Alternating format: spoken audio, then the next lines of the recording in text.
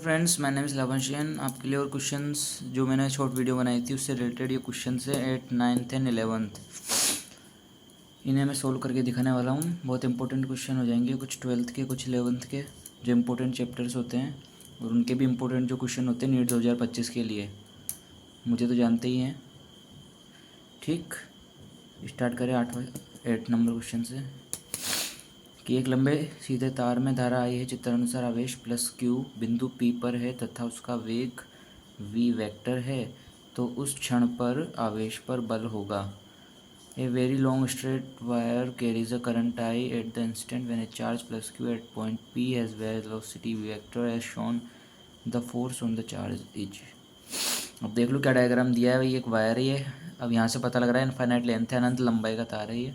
और यहाँ देख लीजिए ये प्लस क्यू रखा हुआ है पी पॉइंट पे। अब ये इसने केवल डायरेक्शन दे रखी है ताकि हम आंसर दे पाएँ। ऑप्शन देख लो किस प्रकार से दिए हुए हैं। इसकी अनुदिश यानी कि इसकी डायरेक्शन में, अलोंग यानी कि इसकी डायरेक्शन में अपोजिट।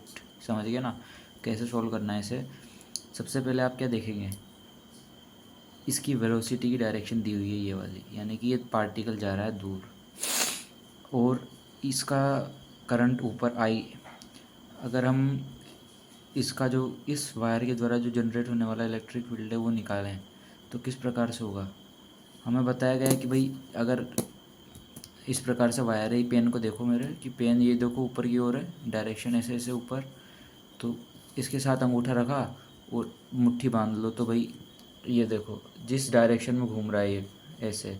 हम जब नट बोल्ट कसते हैं तो जैसे हम ऐसे ऐसे घुमाते हैं पेन को, जो भी हम नट बोल्ट को कसने के लिए, टाइट करने के लिए, उसी प्रकार से हम वायर के ऊपर जैसे ऐसे हाथ रखा और ये अंदर की तरफ, यानी कि ये जो है ऊपर यहाँ से ऐसे।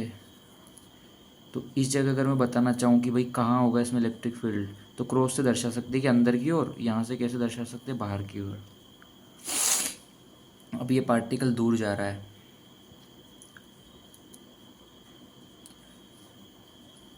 यहाँ तक तो हमने इसको डायरेक्ट अप्रोच से देखा था कि ये इलेक्ट्रिक फील्ड अंदर की ओर है और ये वेलोसिटी जा रहा है। हमें जब फोर्स के बारे में पूछ रहा है, ये लास्ट में देखो लिखा है ना ये बल, तो फोर्स के बारे में जब पूछ रहा है ना तो हमें फोर्स पे जाना पड़ेगा। और हमने जो मैग्नेटिज्म चैप्टर में पढ़ा था, force equals to Q V cross B vector, ठीक है ना। ये ब्रैकेट है, यहाँ लिख देता हूँ दोबारा से, राइटिंग पे मत जाना, बहुत सुंदर है वो तो, ठीक है ना। Force equal to Q V cross B. अब ये क्रॉस मल्टीप्लाई को कैसे करते हैं ना, देखो वेलोसिटी का वेक्टर इस डायरेक्शन में, क्वेश्चन में भी देख लेना यहाँ है ना, और बी वेक्टर ये है अंदर की तरफ, है ना। तो अब इसका क्रॉस कैसे करते हैं, सबसे पहले जो पहले लिखा होता है, यानी कि सबसे पहले लिखा हुआ है वी वेक्टर, तो हम क्या करेंगे वी वेक्टर की दिशा में उंगलियां रख लेंगे। ये देखो इस दिशा में है वी वेक्टर, इस दिशा में, पेन खा गया एक मिनट, हाँ ये वी वेक्टर इस दिशा में है। तो भाई इस दिशा में ऐसे उंगलियां रखी सारी की सारी, और जिस तरफ दूसरा गुणा में यानी कि बी, बी जिस तरफ है वो उस तरफ उंगलियां घुमा देनी है हमें। अब आपकी उंगलियां ऊपर तो घूमेगी नहीं इस प्रकार से, आप इंसान ही हैं, क्योंकि अब ऐसे घुमा देंगी उंगलियां, यानी कि अंदर की तरफ बी की तरफ, तो ऊपर की तरफ डायरेक्शन आ गई। ये किसकी डायरेक्शन है, फोर्थ। अब क्यू भी डिपेंड करता है बोलोगे, पर यहाँ पे क्या है क्यू प्लस है, तो प्लस क्यू पे ये जो साइन है वो सेम ही रहने वाला है। अगर ये माइनस होता तो अपोजिट हो जाती डायरेक्शन। ऑप्शन देखो कहाँ आया हमारा, ऊपर आया। ये क्या, इसके कोऑर्डिनेट देखो क्या लिखा है, ओ वाई, तो अलोंग ओ वाई यानी कि ओ वाई के अनुदिश, ये देख लो ओ वाई के अनुदिश। अगर ये चार्ज माइनस क्यू होता है यहाँ पे तो ये ओ वाई के विपरीत आ जाता है, यानी अपोजिट टू ओ वाई आ जाता है। इसका आंसर ये हो गया, ठीक है, फर्स्ट ऑप्शन। इसे ध्यान रखना, बहुत इंपॉर्टेंट क्वेश्चन है, मैग्नेटिज्म का बहुत अच्छा कॉन्सेप्ट है, इसलिए आपके लिए क्वेश्चन बताया मैंने। अगला 9th क्वेश्चन देख लो, कमेंट करके पूछ सकते हैं किसी को दिक्कत रह गई हो तो। क्या करें, एक हाथ से कैमरा पकड़ना पड़ रहा है मोबाइल, इसलिए। 9th नंबर का क्वेश्चन देखो कि एक आवेश जिसका क्यूबायाम, क्यूबायाम क्या होता है, विशिष्ट आवेश, जो दे रखा है 10⁸ गुलाम पर केजी तथा वेग दिया है 1.5 × 10⁵ मीटर पर सेकेंड। समरूप समरूप चुंबकीय क्षेत्र B = 0.3 टेस्ला में क्षेत्र की दिशा से 30 डिग्री कोण पर प्रवेश करता है। अभी देखो ये यहाँ से आपको कोई कॉन्सेप्ट याद आना चाहिए। तो वक्रता त्रिज्या क्या होगी, त्रिज्या बोलते हैं, आप त्रिज्या के फॉर्मूले पहुँच जाओ सीधा। यार मैंने तो ये पढ़ा था, मुझे तो डायरेक्ट अगर मैं देखो त्रिज्या का सीधा पढ़ते अगर याद आता है तो इंग्लिश वालों के लिए भी पढ़ूँ क्या, पढ़ लेना आप ही यार, पढ़ के बता दो। चलो, a charge having Q by M equal to 10⁸ coulomb per kg and with velocity 1.25 metre per second enters into a uniform magnetic field B equal to 0.3 tesla at an angle 30 degree with direction of field, the radius of curvature will be. ठीक है ना, R बराबर M V by Q B, ये formula हमें radius के लिए याद आ रहा था। और फिर हमें याद आया कि सर ने कॉन्सेप्ट ऐसा पढ़ाया था कि भाई बी इधर हो, फिर कुछ ऐसा याद आ रहा है ऐसा कुछ कि फिर ये बी वेक्टर 2 वेक्टर कर देते हैं, या इधर कोस थीटा वाला कंपोनेंट चल जाता है, इधर साइन थीटा वाला, या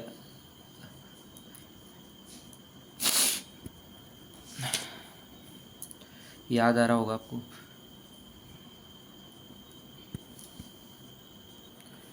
अभी शायद मैं थोड़ा सा गलत बोल गया था, वापस देख लो। ये वाला जो मैं बोल रहा था ना, इसको ये वाला सर ने पढ़ाया होगा आपको कि भाई बी इस दिशा में, तो अगर कोई पार्टिकल ऐसे प्रवेश करता है हेलिकल पथ वाला जैसे होता है ना, ये देखो बी ये बोल रहा है कि इसकी वेलोसिटी कुछ यहाँ है इस डायरेक्शन में, जो कि यहाँ से 30 डिग्री के एंगल पर है। तो ये जो 30 डिग्री का एंगल इसने बोला है कि बी के साथ है विद, पढ़ लो भाई इंग्लिश वाले क्या लिखा हुआ है देखो, वेलोसिटी बी, अरे कहाँ पहुँच गया मैं, यहाँ पे देखो ना, uniform magnetic field at angle 30 degree with direction of field. तो इसलिए हमने इसे यहाँ लिखा है कि ये 30 डिग्री इसके साथ में है। तो ये जो 30 डिग्री कोण है इसके साथ में, तो इसका एक कंपोनेंट यहाँ आएगा जो क्या होगा, वी कोस थीटा, जो कितना 30, और यहाँ आ जाएगा वी साइन 30। तो अब क्वेश्चन में आप बोलोगे कि मुझे ये कैसे पता चलेगा कि मैं ये लूँ। अभी देखो आप, ये बी इधर है और ये वेलोसिटी इधर है। अगर आप वी क्रॉस भी करते हो, करो भाई वी क्रॉस भी एक और बार कर लो।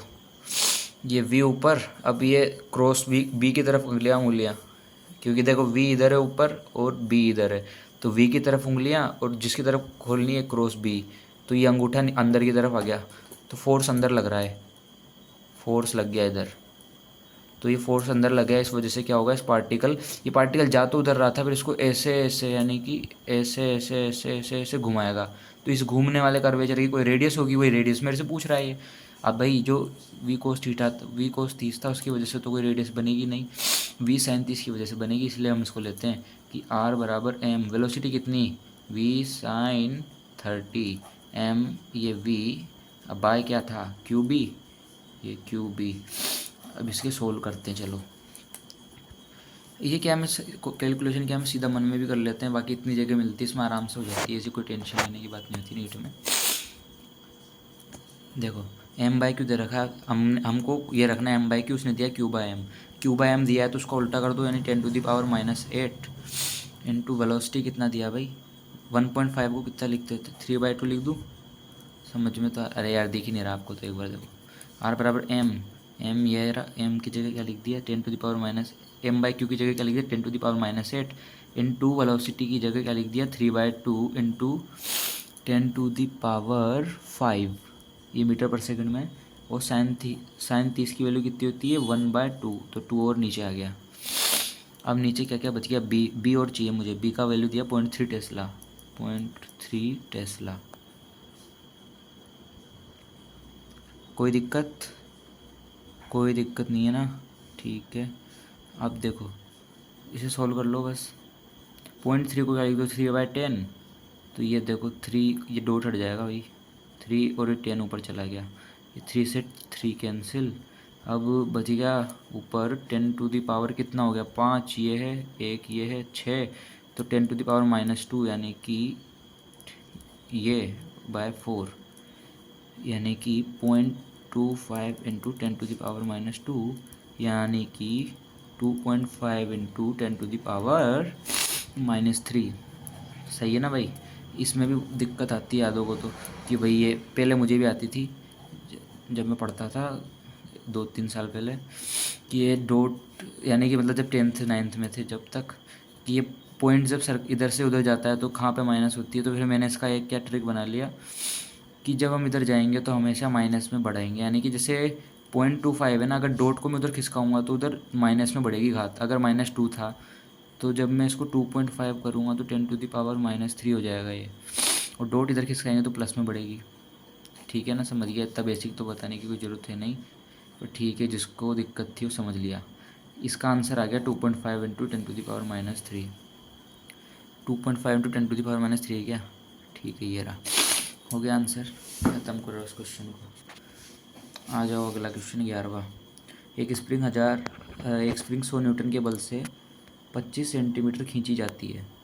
जब 1 kg द्रव्यमान को इससे लटकाया जाता है तो दोलन का आवर्तकाल क्या होगा? इंग्लिश में पढ़ लो भाई।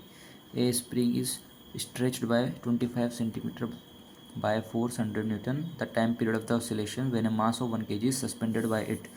मेरे को तो स्प्रिंग याद आते ही सीधा एक फॉर्मूला याद आता है।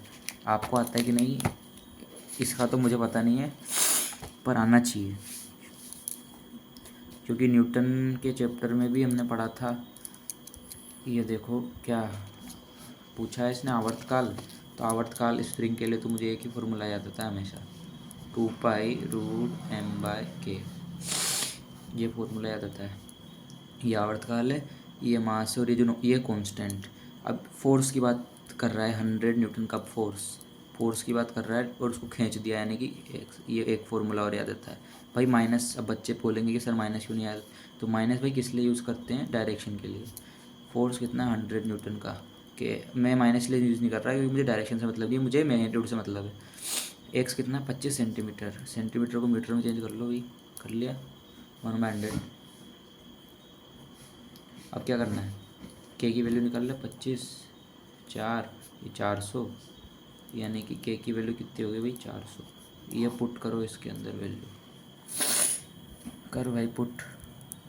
T = 2π, मास कितना 1 kg, के कितना है भाई 400, तो T = 2π। 400 का कितना होता है भाई, बताओ ना भाई। 4 का 2, 100 का 10, यानी कि 20।